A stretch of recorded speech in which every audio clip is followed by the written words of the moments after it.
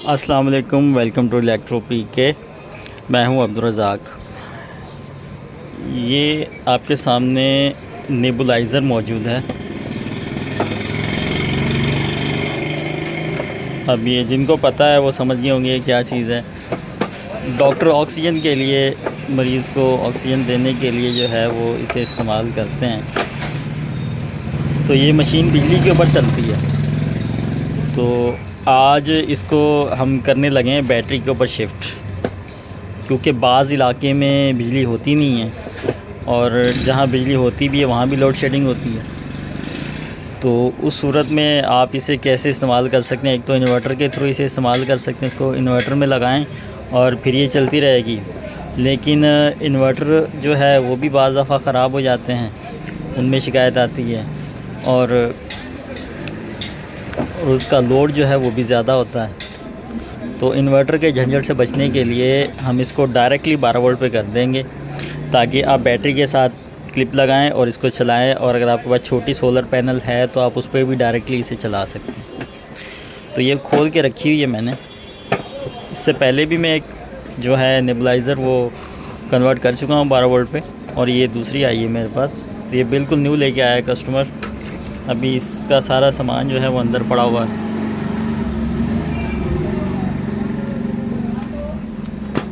अभी डब्बे से हमने निकाली। ये इसके अंदर ये चीज़ें होती हैं। ये इसका पंप लगा हुआ होता है, जिसको अगर इस तरह से मूव किया जाए तो ऐसे ये काम करता है। इसके अंदर रबड़ की बोगी लगी हुई होती है जो प्रेशर को बनाती है और हवा बाहर आती है इन पाइपों के ज़रिए से। बस यही है। और ये इसकी मोटर होती है। मोटर इसके अंदर ये इलेक्ट्रिक काफ़ी पायदार मोटर होती है, जल्दी ख़राब होने वाली नहीं होती, क्योंकि इसके अंदर जो ये वाइंडिंग यहाँ पे की हुई है इन्होंने, इस जगह पे वाइंडिंग हुई हुई है और बड़ी बेहतरीन होती है। पायदार है वैसे तो, इतनी जल्दी ख़राब नहीं होती। लेकिन हम इसे निकाल देंगे, इसकी जगह पे 12 वोल्ट DC मोटर लगाएंगे। ये मोटर है मेरे हाथ में, तो कोशिश करूँगा यही मोटर इसके अंदर फ़िट हो जाए तो बहुत ही अच्छा है, क्योंकि ये बहुत अच्छी मोटर है। कॉपर के अंदर है, DC 12 वोल्ट की। और ये इसका मॉडल ऊपर लिखा हुआ है KW8176। अब इसकी अल्ट्रेशन करके इसे फ़िट करनी पड़ेगी, तो मैं फ़िट करने की वीडियो नहीं बना सकता। तो जब ये फ़िट हो जाएगी उसके बाद मैं दोबारा आपको दिखा दूँगा कि किस तरह से मैंने फ़िट की है। तो आप अगर बनवाना चाहें तो बनवा सकते हैं मुझसे, और ख़ुद से भी बना सकते हैं, कोई मुश्किल नहीं है। तो ये फ़िट कर लूँ, उसके बाद मैं आपसे मिलता हूँ। अस्सलाम वालेकुम। ये नेबुलाइज़र है जो कि बिजली पे चलता है। इसको हम 12 वोल्ट के ऊपर शिफ्ट करने लगे हैं और बिना इन्वर्टर के चलेगा डायरेक्टली 12 वोल्ट पे। ये मोटर हम इसके अंदर लगाएंगे। तो पूरी वीडियो देखने के लिए जो है डिस्क्रिप्शन के अंदर लिंक होंगी, या आप चैनल विज़िट करके जो है पूरी वीडियो इसकी देख सकते हैं और सब्सक्राइब कर दें हमारे चैनल को। इसकी शाफ्ट को मैंने यहाँ से ये इतना कट कर लिया, आगे का हिस्सा मैंने आरी की मदद से काट दिया। अब जो है इसके अंदर ये इस तरह का खांचा बना हुआ है, D टाइप है, ठीक है। थोड़ा सा ऊपर आया हुआ है इसका मटेरियल, इसको D टाइप हम रगड़ लेते हैं, क्योंकि ये शाफ्ट हमारी बिल्कुल गोल है। सही है। तो ये ग्राइंडर पड़ा हुआ है 12 वोल्ट का, इसके ऊपर मैं इसे रगड़ लेता हूँ।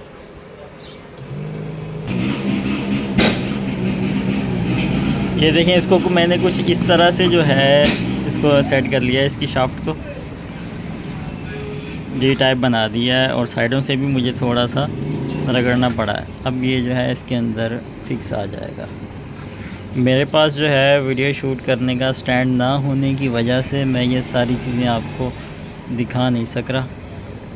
ये इसके ऊपर देखें इस तरह से फिट हो गया बेहतरीन करके।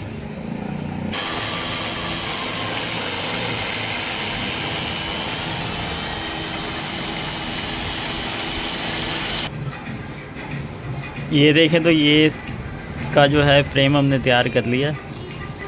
तो ये जो है यहाँ पे ये इसमें फ़िट होगा और यहाँ पे हमारी मोटर फ़िट हो जाएगी। मैं आपको फ़िट करके फिर दिखाता हूँ।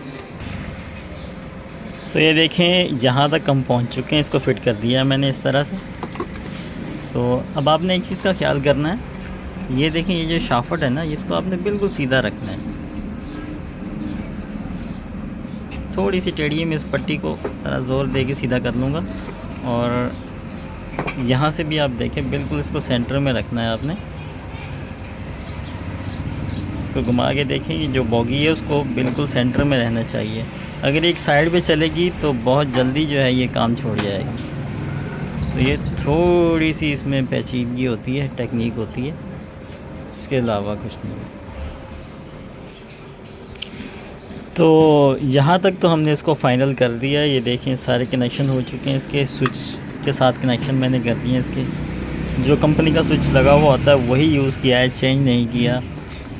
4 पॉइंट होते हैं इसके, तो यहाँ से ये न्यूट्रल और फेस का होता है, तो ये दोनों को मैंने मिला के जो है इसको पैरेलल में कर दिया है, ताकि इसकी ताकत जो है वो बढ़ जाएगी स्विच की। और एक कनेक्शन डायरेक्टली यहाँ पे दिया है। तो वर्किंग तो अभी इसकी हो गई है, मैं ऑन करता हूँ इसको।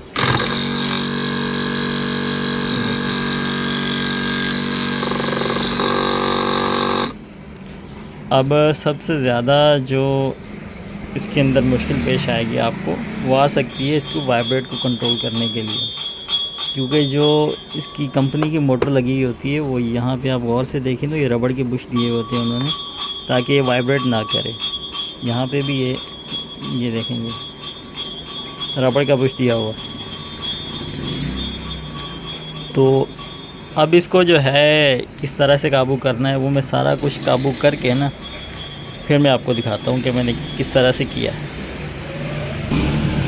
तो अगर आप इसको जो है डायरेक्टली यहाँ पे किसी चीज़ से मजबूत कर देंगे तो ये बहुत ज़्यादा वाइब्रेट करेगा और ये एक जगह पे खड़ा नहीं होगा, टिकेगा नहीं। तो इसको जो है हमने वाइब्रेशन इसकी जो है बिल्कुल ख़त्म कर देनी है, ताकि स्मूथ होकर एक जगह पे पड़ा रहे। तो ये देखें, ये हमारी जो मशीन थी ये बिल्कुल फ़ाइनल रेडी हो चुकी है। यहाँ पे देखें मैंने जो मोटरसाइकिल का टायर होता है उसके अंदर जो ट्यूब होती है वो ट्यूब को काट के यहाँ पे लपेटा है, और उसके बाद इसके नीचे भी मैंने ट्यूब दी है। जहाँ जहाँ से ये वाइब्रेट कर सकती है उसको मैंने ट्यूब दी, यहाँ पे भी इसकी ट्यूब दी है मैंने। तो आपने भी ये ध्यान रखना है कि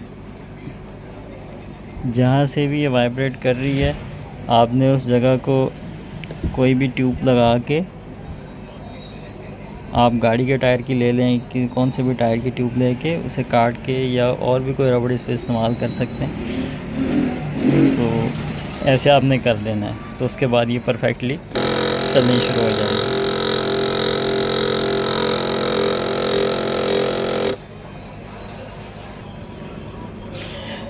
तो ये हमारा प्रोजेक्ट हो गया है कंप्लीट। जी, यहाँ से मैंने टाई क्लिप इसको लगाया है इसको मोटर को काबू करने के लिए। तो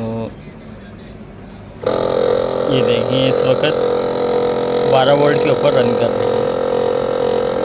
ये इसकी वायर लगी हुई है।